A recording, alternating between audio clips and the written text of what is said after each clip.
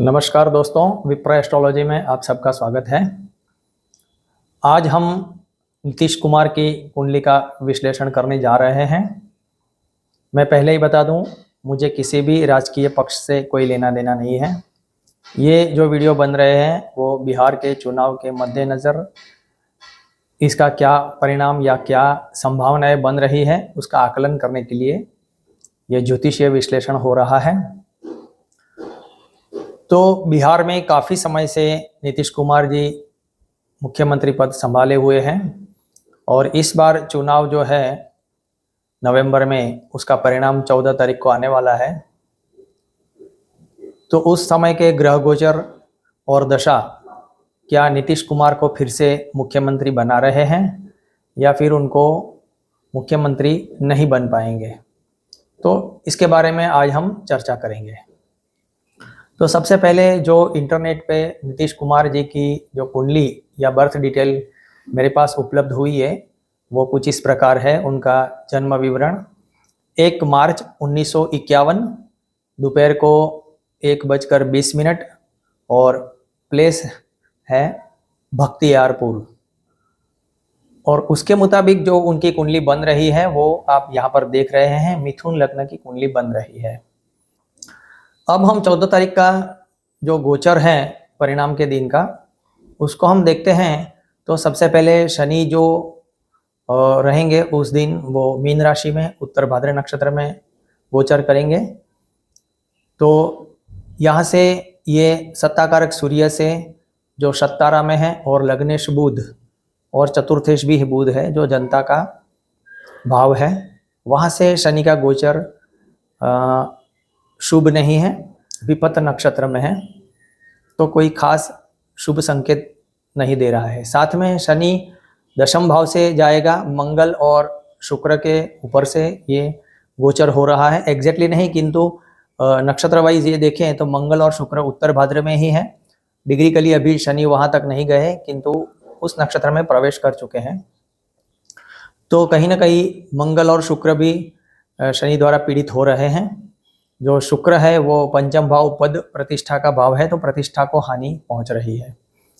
इसके साथ साथ शनि महाराज का जो 10वीं दृष्टि है वो सप्तम भाव पर आ रही है। जो उनके सहयोगी या साथीदार, जो खास करके उनके बीजेपी उनके सहयोगी है, तो सहयोगियों के साथ कुछ मनमुटाव होना या मतभेद होना या उनके साथ पार्टनरशिप बंद कर देना या कोई मतलब सहयोगियों के साथ विवाद या मनमुटाव की संभावना दिखा रहा है।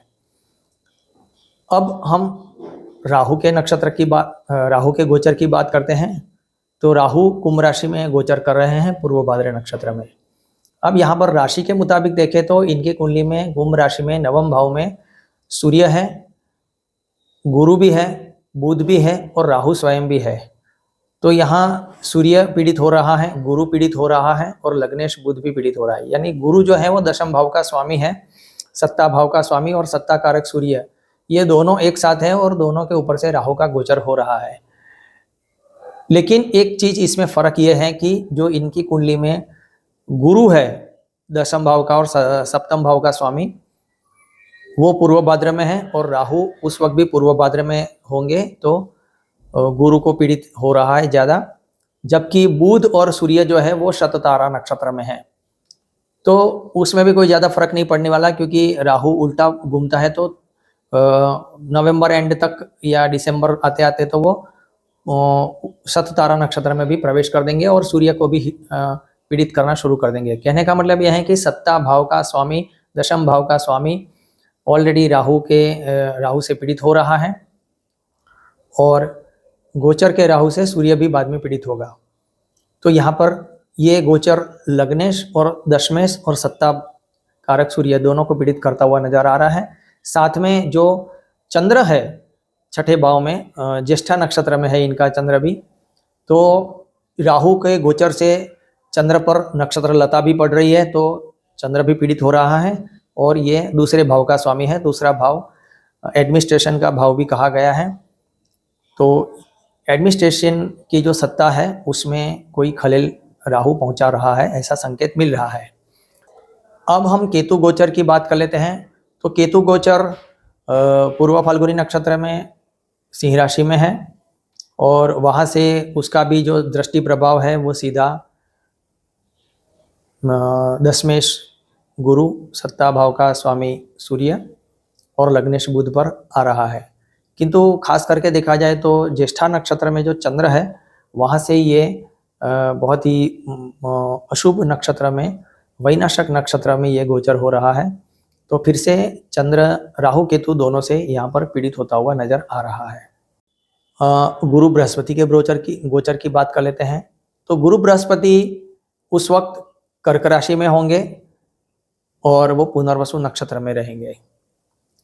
यहाँ पर गुरु बृहस्पति दूसरे भाव से गोचर करेंगे तो अपने ही भाव यानी दशम भाव पर उसका शुभ प्रभाव रहेगा, चंद्र पर भी शुभ प्रभाव रहेगा। यानी जो दशम भाव को हानि पहुंच रही है सत्ता, वहां पर कुछ न कुछ गुरु बृहस्पति सुधारने की कोशिश अवश्य करते हुए नजर आएंगे। किंतु फिर से यहाँ पर एक चीज देखने को मिल रही है कि गुरु बृहस्पति जो अपना दूसरा भाव है सप्तम भाव, वहां से ये अष्टम जाएंगे। तो जो सप्तम भाव सहयोगियों का भाव है वहां से ये गुरु अशुभ गोचर करेगा, यानी अपने सहयोगियों के साथ कुछ मनमुटाव या विवाद होने की संभावना बना रहा है।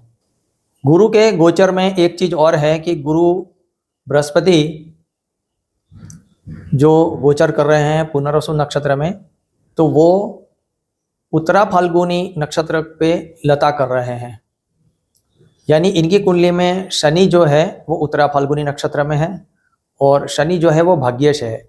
यानी दशमेश जो सत्ता भाव का स्वामी है गुरु बृहस्पति, वो भाग्येश शनि पे नक्षत्र लता कर रहा है, यानी सत्ता के लिए भाग्य साथ नहीं दे रहा है। अब मंगल और बुध का गोचर की बात कर लेते हैं। अब मंगल यहाँ वृश्चिक राशि में अपनी ही राशि में बलवान हो जाएगा और वो लग्नेश बुध भी उसके साथ है, तो लग्नेश को पीड़ित करेगा। तो लग्नेश पीड़ित होने से शत्रु हावी होंगे। और अब सूर्य और शुक्र की बात कर लेते हैं। तो सूर्य और शुक्र उस वक्त तुला राशि में रहेंगे, सूर्य विशाखा नक्षत्र में और शुक्र जो है वो स्वाति नक्षत्र में रहेंगे। तो ये गोचर भी शुक्र से अष्टम भाव में जाएगा। दशम भाव में जो शुक्र उच्च का है वहां से ये अष्टम भाव में जाएगा। चंद्र से ये गोचर भी द्वादश भाव में होने से कोई शुभ फल के संकेत नहीं दे रहा है। और इसके साथ साथ ये जो कुंडली में लग्नेश बुध है और जो दशमेश गुरु है वहाँ से भी यह गोचर नक्षत्र वाइज उतना शुभ नहीं है। इनकी योगिनी दशा उस वक्त बुध में मंगल में बुध ये दशा चलेगी। तो बुध जो है वो लग्नेश है, मंगल जो है वो छठे भाव का स्वामी है और दोनों विरोधी माने गए हैं, एक दूसरे की ऑपोजिट एनर्जी है। यहाँ गोचर के दौरान भी मंगल मजबूत हो रहा है और कुंडली में भी मंगल दशम भाव में ऑलरेडी मजबूत है कंपेयर टू लग्नेश। लग्नेश पीड़ित हो रहा है राहु के साथ होने से। तो मंगल बलवान है और मंगल की अंतर्दशा है और बुध की प्रत्यंतर दशा है और गोचर में भी बुध मंगल के द्वारा पीड़ित हो रहा है छठे भाव में। तो यहाँ इंडिकेशन यह आ रहा है कि विरोधी हावी होंगे और ये इनकी सेहत को नुकसान पहुंचाने का संकेत भी दे रहा है। यानी आने वाले समय में इनकी सेहत थोड़ी और ज़्यादा खराब होगी, हॉस्पिटलाइज करने पड़ सकते हैं, शायद ये संभावनाएं बनेगी दिसंबर जनवरी के आसपास। तो इनको सेहत का ध्यान रखना पड़ेगा और सेहत इनकी खराब हो सकती है। और सत्ता के लिए तो किसी भी तरह से ये दशा इनको सहयोग करती हुई नजर नहीं आ रही है। अब हम विंशोत्तरी दशा देख लेते हैं। तो विंशोत्तरी दशा में राहु की महादशा चल रही है, उसमें शुक्र की अंतर्दशा और उसमें भी बुध की प्रत्यंतर दशा जो मार्च तक है। और उसके अंदर भी अगर हम जाते हैं पर्टिकुलर ये नवंबर दिसंबर महीने तक का जो चुनाव है तो उसमें केतु की प्रत्यंतर दशा आ रही है।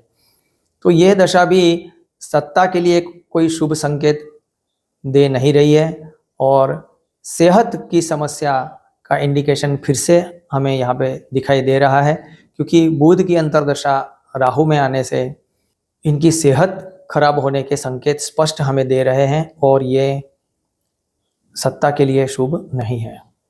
आज के विश्लेषण का मेरा निष्कर्ष फाइनल यही है कि ये जो बिहार के चुनाव हैं उसमें नीतीश कुमार की सेहत खराब हो सकती है। आने वाले समय में चुनाव के बाद के 2-4 महीने उनके लिए काफ़ी टफ है। इनको मुख्यमंत्री पद दोबारा नहीं मिल सकता, यानी पद से अब उनको हटना पड़ेगा। मुख्यमंत्री अब वो दोबारा नहीं बन पाएंगे। आशा रखता हूँ आपको ये विश्लेषण पसंद आया होगा। आप सब लोगों में शेयर कीजिए, लाइक कीजिए। चैनल सब्सक्राइब करना बाकी रखा है तो कर दीजिए।